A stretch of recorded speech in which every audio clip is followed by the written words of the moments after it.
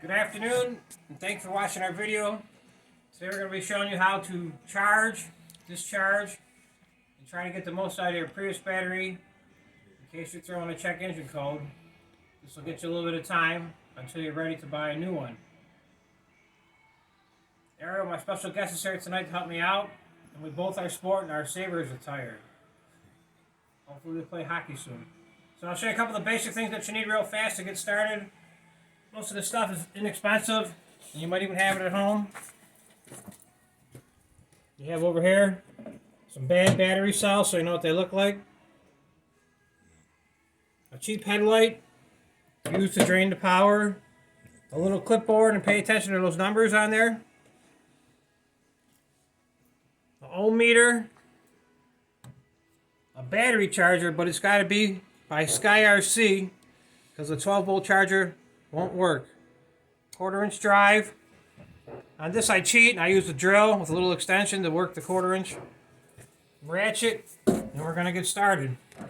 So it's the 10 millimeter. Start taking it apart. I got my two handy dandy trays. Magnetic. I keep the bolts to the left on the left and the bolts for the right on the right. So when I go to put it back together, I know where they go. It makes it a lot easier on guessing. Be very careful. This is sharp. And I forgot to mention, this is our core. Once we're done with this bolt, I will show you. You have to remove the big orange fuse for everybody to be safe. Ours is out already. So it goes right here, the big orange fuse plugs in. And it's out already. So there's two bolts in the front. There's two more up here on the top.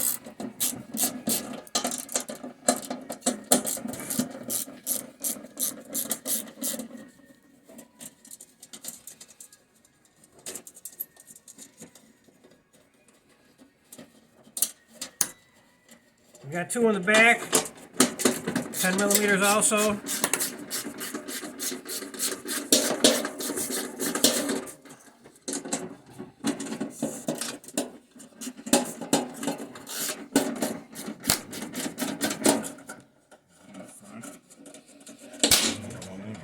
Oh, we're good.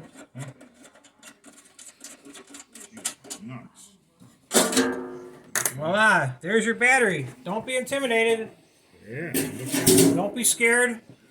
It's really quite easy to work on.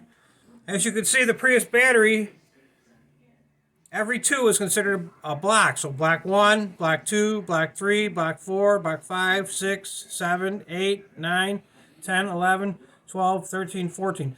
Now pay attention because I believe on the Generation 3, they go the opposite way. But on this is a Generation 2, 2006 Prius battery. They go from you in the trunk looking inside, they go from right to left. You gotta take these two little side batteries off on the side, the bolts. I believe they're 12 millimeters.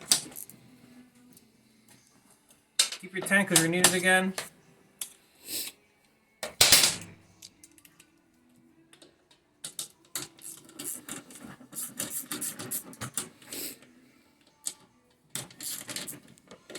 I'm going to try to save a little time, so I'm going to cheat a little. I'm going to use my little drill bit. Makes it a lot faster.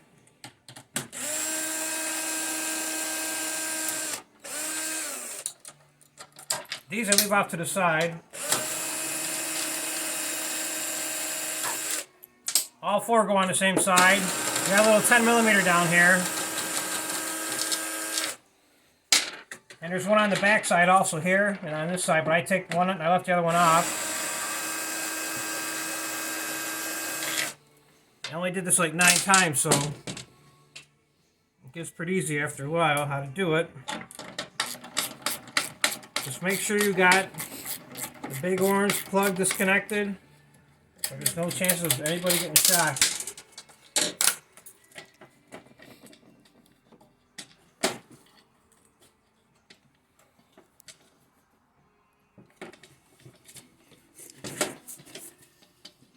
Screwdriver, I'll be back in 1 second. I get my screwdriver. Got it. Never mind. Got it? Yeah. Okay, that's out of the way. Set that off to the side. All these little are breathers right here, these rubbers right here, just pull them off.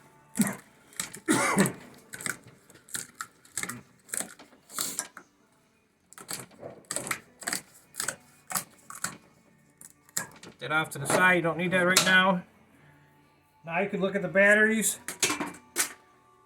Forgot to take these little covers off too. Safety covers. Just lift them up and they'll come right off. And this one just opens up.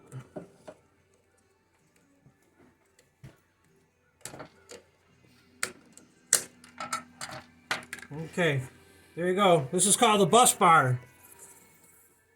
These are all 8 millimeters. Inside there is copper. You can see they're starting to get tarnished a little. That could cause some problems. I'll do another video to show you how to clean them.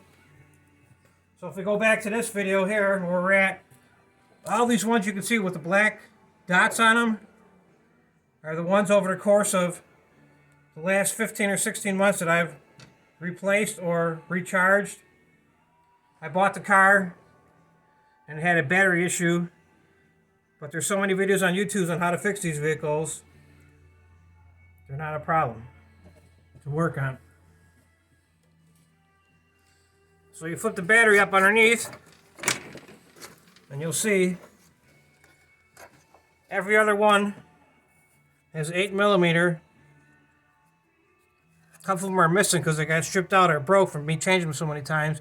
But you have to take those out to get to it. So I'll take it apart in a minute and show you how to do that, get them apart. But that's what you see so far. It's just your battery, nothing to be scared of. So to save on time with the video, I'm going to take 2 bad cells that I already replaced and show you how I would do this.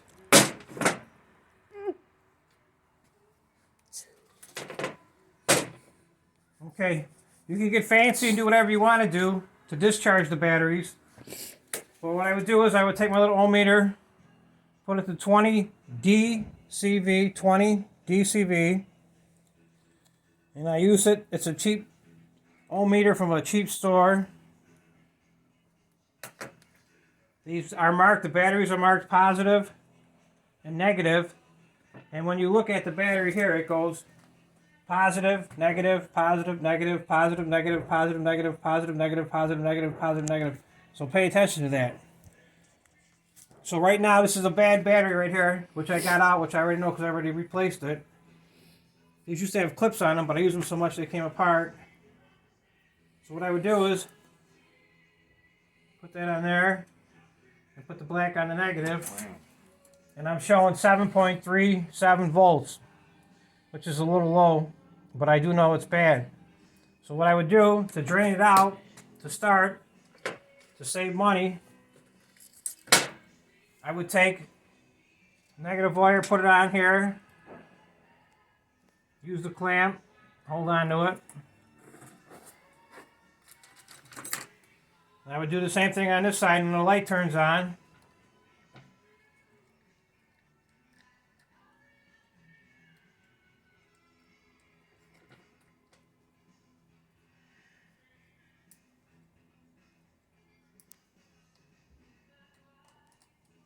Then I would just watch the ohm meter.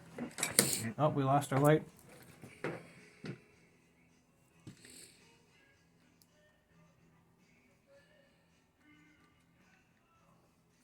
Just watch the ohm meter. It's at 7.01, 7.0. If they're good cells, they take a long time to discharge. If they're bad, they go pretty quick. So I just pay attention. I keep watching this till it gets down to 6.00. And then once it got down to 6, I'd put on the battery charger here. It's a Sky RC, very good unit. I do recommend it. Unfortunately, this one only charges one at a time.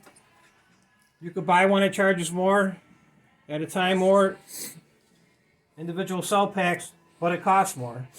But it gets it done a lot faster. So I would take this,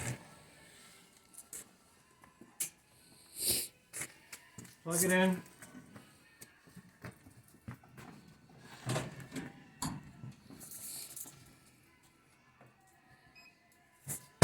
So once this got down to 6 amps, or 6 volts, I should say, 6 volts, I put it on the charger. So what I would do is, we'll say it's down to 6 amps for argument's sake.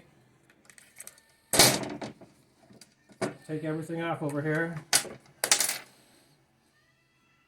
I got this set up for the negative because the wires aren't long enough. I wrap it around.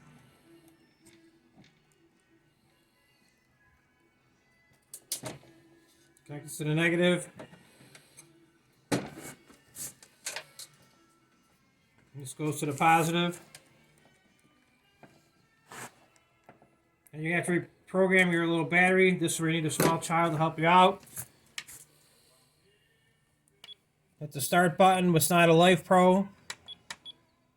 We don't want that one. We want to keep clicking until we get to NICD.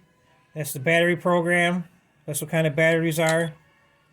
It's going to charge at 2 amps, which takes a long time. But the slower the better. I hit the start button and say OK. Hold it down. It's checking the battery. And then right now it's at 7.23 volts. It's charging at 1.6 amps.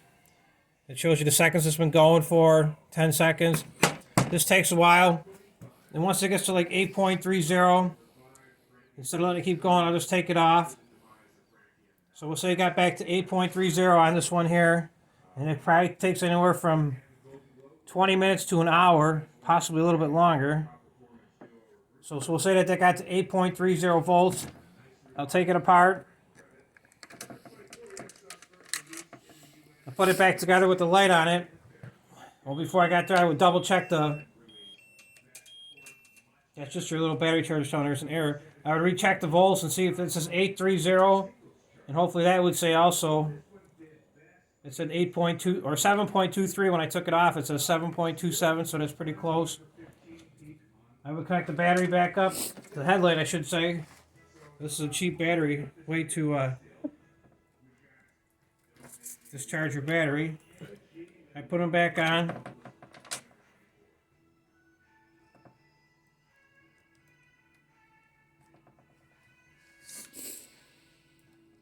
And I let them drain down again to 6 volts.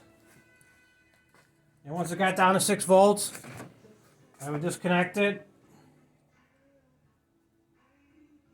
Start over, put it back on the charger, and let it charge. And then when it was charged, after 2 cycles going through and it was completely charged, I would do the test. This is a test that I learned about to see the life of your battery. So if you don't got the app on your phone, you want to go to the App Store, and it's called Giant Stopwatch. Download the Giant Stopwatch, which I should have thought of showing you on my other phone, but I don't remember. So you would set it at 0, and then this should read about 8.20 roughly, 8.13. And as soon as I connected the light onto this, and this at the same time, I would start doing the countdown. And I would mark this cell number 1, so I know which one I was working on. I would put on this one, even though it says bad, I would put number 1. So I know. So I would watch the Giant Stopwatch, and once the amp voltmeter got down to 7.5, I would hit stop and I would mark it. Let's just say it took to go from 8.3 to 7.2, we'll say 3.42 minutes. I would leave everything hooked up, and I leave everything hooked up. I just hit the stopwatch to clear it and start again. And I keep watching for it to get to 7.2. It might get to 7.2. It might take, say, 9 minutes and 45 seconds. I would hit clear real fast. I'd keep going. I wouldn't disconnect nothing, leave the light still draining. And once it got down to 7.0, it might take another 8 minutes, 37 seconds, say. And then I'd just hit the clear, leave the light still hooked up, and once it got down to 6.5, let's say it took 4 minutes and 27 seconds, that'd be the end of the test for that one. Then he's got to go back on to be recharged because he's drained out of power. I would take the next one after I did everything, to discharge, to charge, to discharge, to charge. To start the test, I'd start my stopwatch. We'll say that the second one, I would mark number 2 on the second pack, so I could identify when I'm done. So let's say this one took 2 minutes, 57 seconds to get to 7.5. Hit clear, keep it going, the countdown. Say this one took 11 minutes, 13 seconds to get to 7.2. And then we'll say the next one, I cleared it, kept it hooked up, and the next one took 9 minutes and 54 seconds to get to 7. It's looking pretty good so far. And then all of a sudden I cleared it, and all of a sudden it went from 7 to 6.5 on the ohm meter. And let's say this only took 1 minute and 37 seconds. Well, this is looking great so far here, but the final draw to get that quick down to 6.5 at 1.37, I would consider it not a good one to use. And I keep going on to the ones I tested. So I believe that any battery that gets close to 5 minutes on this last step, on the last part of the test, is good to use. I know it sounds confusing, but it really isn't. It's very easy. So if you want, I'll show you real quick. I'll take some of these bus bars apart, and then I'll jump back in and see where we're at. These are 8 millimeters. And I get 8. So now when I work on the bus bars, I'll put all this one side into one of these containers and the back side into another container so I could find them.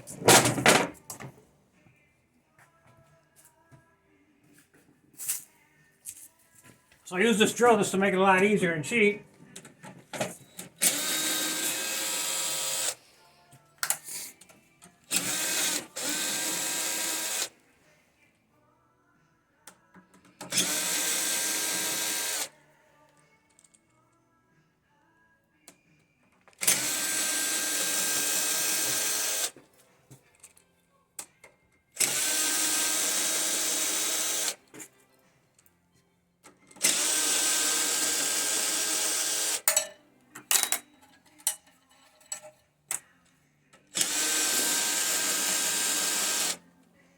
So it's tedious, but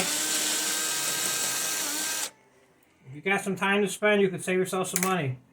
The longest part is discharging and recharging and doing this test right here. But that's the most important part, this test, because that's the only way you got an idea of how good the replacement battery cell you're putting back in there is. If you don't want to spend all this time taking it apart, getting it out of the car, putting it back together, to find out what you just put back in was no good, and you'll be doing it again. It's very simple. Just take your time, and after 2 or 3 times, you'll be an expert.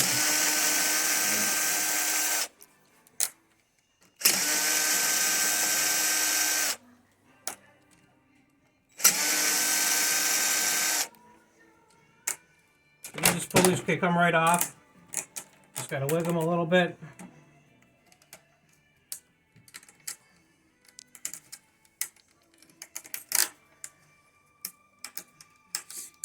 Okay, so that's off. You can see them. And inside you can see they're starting to get corroded. This one actually popped off of here. They just drop right in, they slip it right in, they clip right on. You got to make sure that they're all clean and all in there before you put them back together, because if you forget to put these little clips back in, this takes the power between the two. So if you forgot to put that on, you're going to have no power at all for the battery. So you can continue on and keep going. I'm going to make a part 2 to this video. If you're still interested, please keep watching. I know it's long, it seems like it's going to take forever. But if you want to save some money and get a couple extra miles out of your car, this is what you need to do. So please stay tuned and I'll make a part 2 to this video. It will be up shortly. Thank you.